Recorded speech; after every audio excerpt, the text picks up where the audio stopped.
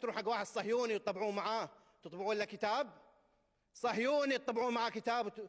وهذا شوف الصهيوني، هذا الكتاب طابعته طابع المجلس التعاون الخليجي، مجلس الوطني للثقافة، تطبيع وتنفيع لليهود والصهاينة.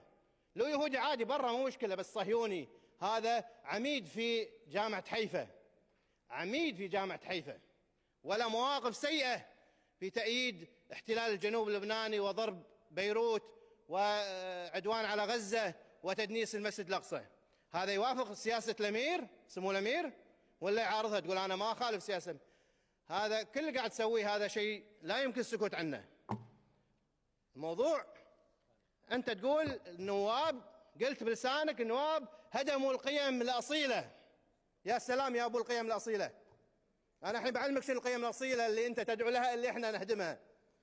أنت حضرتك مفتتح المسرح العربي، هذه صورتك، مجلس الثقافة، وكاشخ بالبشت بالمسرح العربي، وطابع مجلات طابعها بفلوسنا اللي حارمين الكويتية أم 200 دينار من 300 دينار على 200 تروح تطبع مجلات فاخرة وياي فرق على شنو؟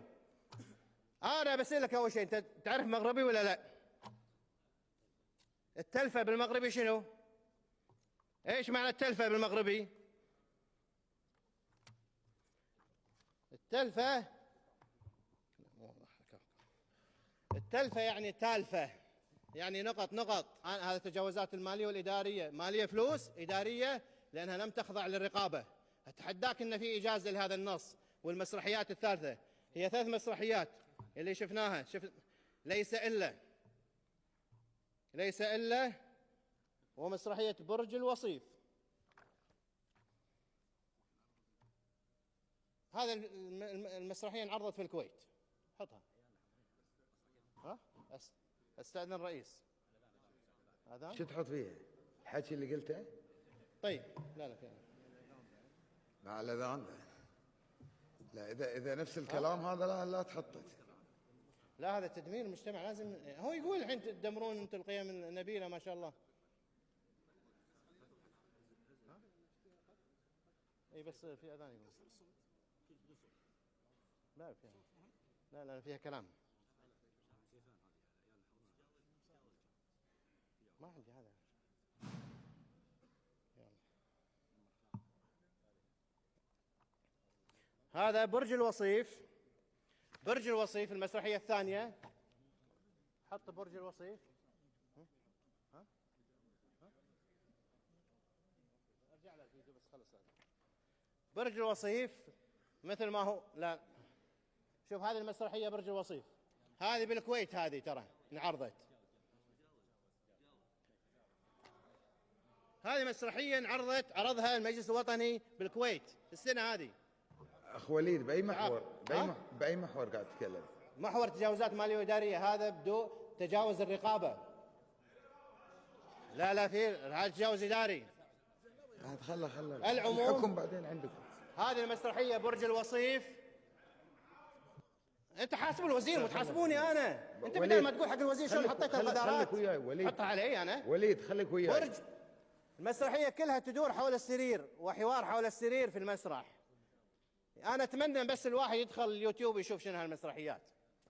اخر مسرحية ليس الا هذه مسرحيات، هذه اوراق رسمية بفلوسنا مطبوعة. هذه شوف المسرح، هذا واحد يدور على البنات ويحوار معاهم، واحدة محجبة واحدة منقبة وواحدة مشخلعة. ها فالمهم هذا اللي هو هذا حاطها عندنا ويقول لي يدمر الاخلاق.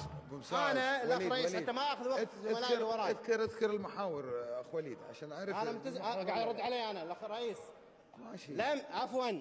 طيب انا حاط لنا فيديوهات ما لها شغل. وندرلاند حاطه ما ادري ووترلاند ما لها شغل، ما اعترضنا ولا بالمحاور ولا شيء. احنا ووترلاند ما ادري وندرلاند هذه. طيب انا بس بقول قد يقول البعض والله مع المسرحيات اللي راح اللي شاف. لا شلون اللي شاف؟ لا نجيب لكم هذول نجيبهم في الاسواق ونجيبهم عند بناتكم وعند اولادكم يشوفون.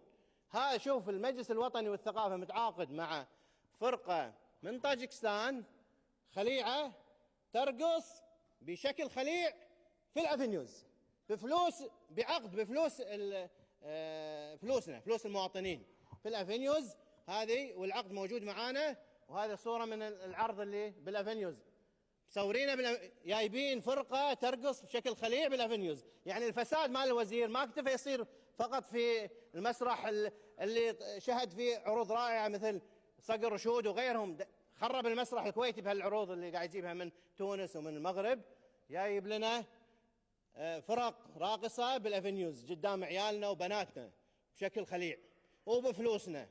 أنا أعتقد هذا الوزير للأسف أقولها لا يستحق أن يجلس في المكان.